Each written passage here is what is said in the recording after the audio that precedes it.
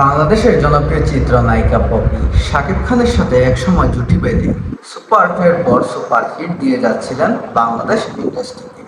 তার নাম হচ্ছে পপি। দীর্ঘদিন তাকে তিনি সোশ্যাল মিডিয়ায় বা চলচ্চিত্র অঙ্গন থেকে দূরে সরে আছেন। জানা যায় পারিবারিক কিছু কারণে সে সোশ্যাল মিডিয়া থেকে অনেক দূরে সরে গেছে। সম্পত্তি ভাগাভাগির কারণে, পারিবারিক কিছু দ্বন্দ্বের কারণে তিনি সোশ্যাল মিডিয়া এবং চলচ্চিত্র থেকে দূরে সরে গেছেন।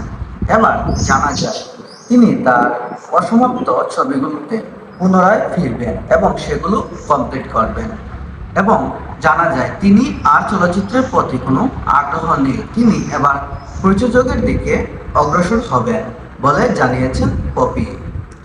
এ নিয়ে পপি আরও বলেন, তিনি তার প্রাক্তন যে ছবিগুলো ছিল, করা বাকি ছিল, সেগুলো তিনি কমপ্লিট করবেন। তারপর সেগুলো রিলিজের পর তিনি নতুন ছবি নিজে তৈরি করবে।